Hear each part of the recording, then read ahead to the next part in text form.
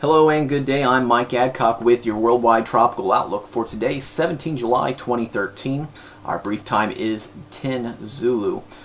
Tracking a handful of areas today. Main one's going to be Tropical Storm Cimaron just north of the Philippines, and then do have a couple of disturbances, 94 and 95W, both in the western Pacific.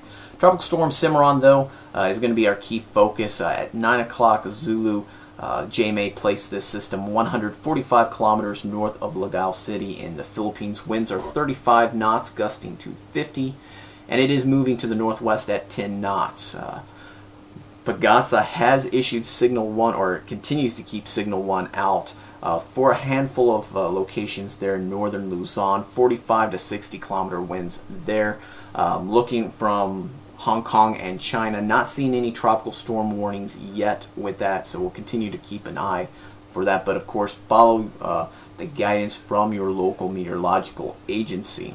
And then do want to identify here on the multispectral imagery. Compared to what we were looking at yesterday, this is a much better looking system. Convective banding's much improved.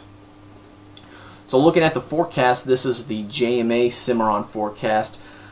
Really what we're dealing with is Cimaron sits on the southwest edge of the subtropical ridge. We're expecting continued northwesterly steering with this system.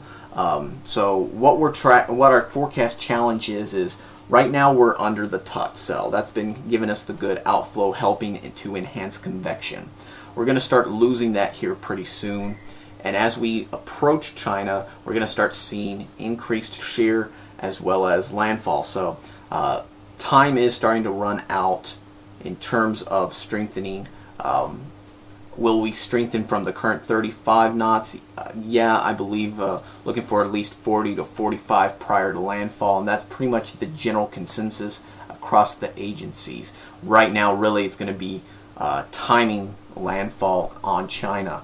JMA is actually the slower of the agencies that I'll display here, looking at landfall to be more on the order of Friday afternoon. Hong Kong, pretty similar track, continued northwesterly, but they're looking at more of a Thursday afternoon for their landfall on Cimaron.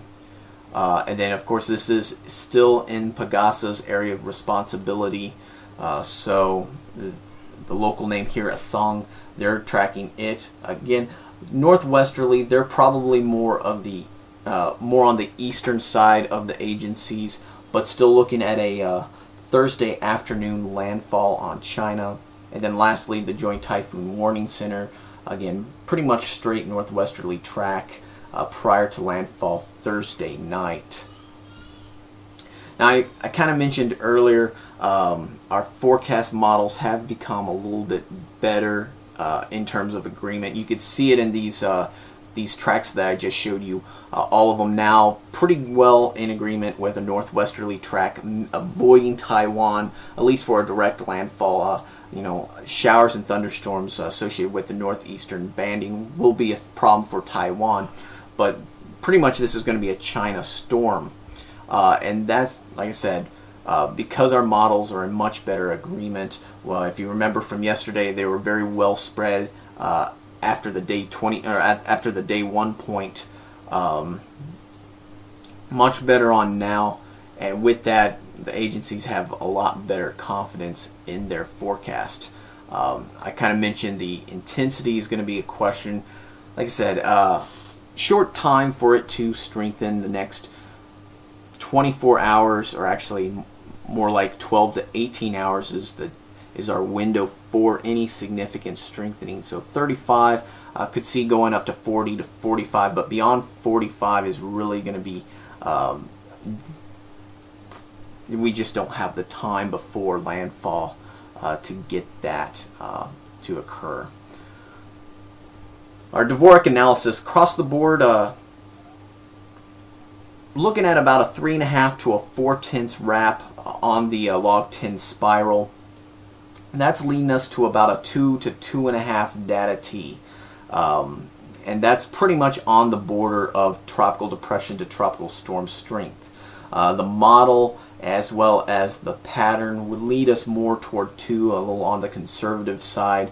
So with that, all the agencies went with a final T of 2.0, which is a little bit unusual with a tropical storm. And why this is being called a tropical storm is we're looking at the enhanced convection from the western side of the storm. We were seeing, at least here on the Dvorak enhancements, the white as well as the cold light gray. That's signifying a little bit stronger than normal for at least a depression. And then also, and I'll show you here in a couple in a moment, microwave imagery also indicating a little bit stronger, so going on toward a tropical storm, at least for an initial intensity. The only outlier here is going to be the advanced Dvorak 3.5 from them. That's going to be more on the order of about 55 knots. That seems quite a bit excessive. That being said, taking a look at this microwave imagery from about 4 Zulu, do have a good area of 30 or 35, 40 knot, actually even a 50 knot wind barb just north of the Philippines. So, tropical storm strength seems reasonable. Is the 55 correct? I think that's a little bit excessive. So 35, that's from JMA. They use a 10-minute average. 40, that seems about on point. And then taking a look at 200 hectopascal analysis, pretty much the same what we've been seeing. Our Tut cell to our north. At this point, the steering flow is going to continue it to the northwest, so we're going to start to lose that outflow. And then, like I said earlier, shear is going to become a factor once you get closer to the to China. We're looking at 20 knots or greater inland. So between the Tut cell moving or giving less of an influence to Cimaron, as well as increasing shear inland, really our window for any real development is closing soon. Did mention Laoag City earlier. Do want to give their current conditions as of 10 o'clock Zulu. 26 degrees, light winds, visibility is 3 miles with light rain. And they've been dealing with thunderstorms and rain all day long, actually pretty continuous in terms of the rain. And their latest observation, not indicated here, but did have in the remarks some thunderstorms nearby. So northern Luzon is going to continue to see rain showers as well as thunderstorms for the next few hours. All right, I mentioned we do have a couple other disturbances real quick. 94W, this is about 710 kilometers east-northeast of Ho Chi Minh City.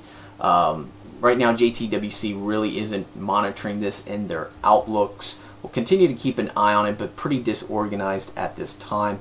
And then this one just popped up a little bit ago, 95W, 890 kilometers southeast of Okinawa. Again, not being tracked on the latest JTWC outlook, but we'll continue to keep an eye if something does really start to develop in the medium range. That being said, this rounds our outlook for today. Of course, get this and much more analysis over at westernpacificweather.com, or you can go to the Facebook and Twitter sites to get a good play-by-play analysis there. Thank you for tuning in. Have a great day and take care.